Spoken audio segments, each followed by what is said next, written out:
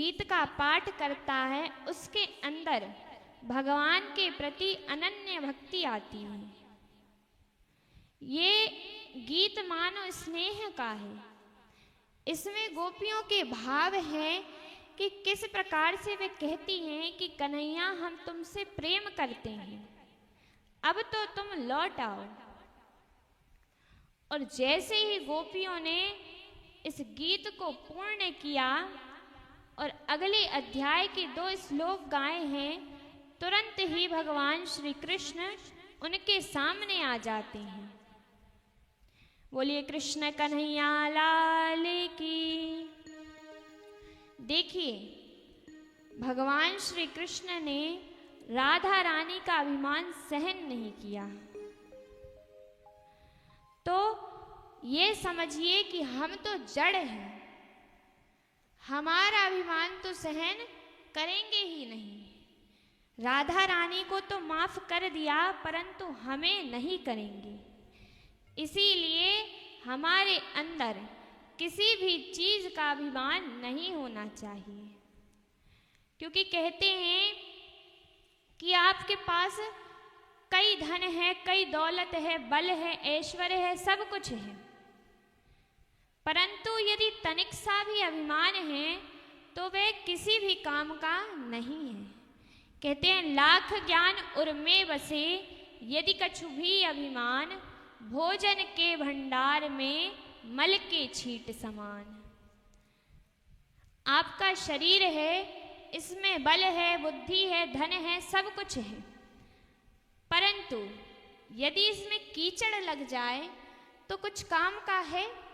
जैसे हम अपनी रसोई में भोजन बनाते हैं, 56 प्रकार के भोग रखे हैं, परंतु उसमें मल के छींट पड़ जाएं तो वह भोजन किसी काम का है? नहीं है। उसी प्रकार से मनुष्य के अंदर कितने भी गुण हों, परंतु इतना सा भी अभिमान है तो वह मनुष्य भगवान के लिए स्वीकार नहीं है। पहले वह अभिमान कम हो, फिर भगवान उसको स्वीकारते हैं।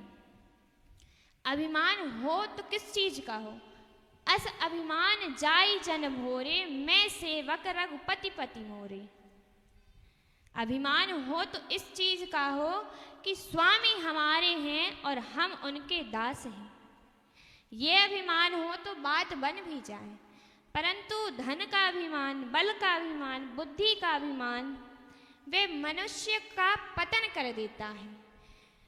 आप अनुभव कीजिए, कभी आपको लगे कि हम बहुत सुंदर लग रहे हैं, तो आपके साथ कोई ऐसी घटना घट जाएगी, आपको शर्मिंदा होना पड़ेगा।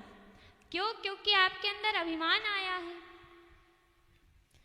देखिए, हमने जो कथा सुनाई है द्वापर की है, भगवान श्री कृष्ण अवतार की।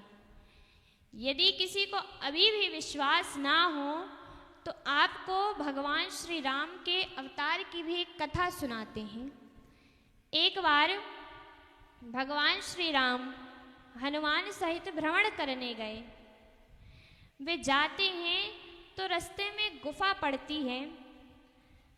अब उसी समय हनुमान जी के मन में विचार आया कि देखो, मैं कितना सौभाग्यशाली हूँ कि श्री राम के सेवक में सदैव मैं ही रहता हूँ, मेरे सिवा वे किसी को सेवा नहीं करने देते।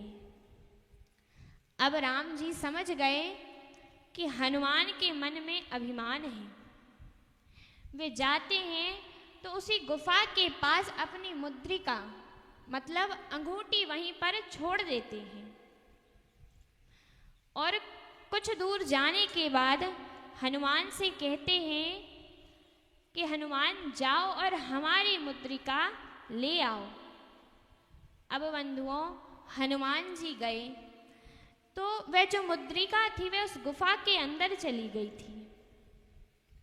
हनुमान जी ने द्वार पर देखा कि उस गुफा के द्वार पर एक बानर खड़ा है।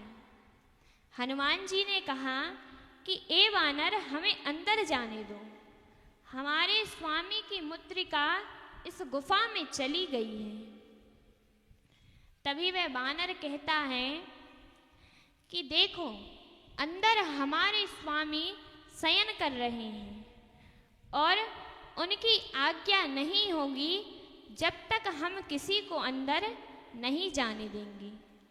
हनुमान जी कहते हैं कि तुम हमारे स्वामी की सेवा में विघ्न डाल रहे हो, अरे ऐसा मत करो। तभी वह वानर कहता है कि तुम भी हमारे स्वामी की सेवा में विघ्न ना डालो, ये अच्छा नहीं होगा। तभी बंधुओं हनुमान जी कहते हैं कि तुम्हारे स्वामी कौन है? ये भगवान श्री राम ने ही एक लीला रची है। जो वानर है वह हनुमान के ही रूप में है और जो अंदर स्वामी शयन कर रहे हैं वह भगवान श्री राम ही हैं। हनुमान ने कहा कि तुम्हारे स्वामी कौन हैं, हमें भी बताओ। तभी वह वानर कहता है कि मेरे स्वामी श्री राम हैं, मैं उनका परम सेवक हूँ और एक लौता सेवक हूँ, इसीलिए मैं तुम्हें अंदर नहीं जाने दूंगा। अब बंधुओं वह वानर भी समझ गया कि यह हनुमान है और हनुमान जी भी समझ गए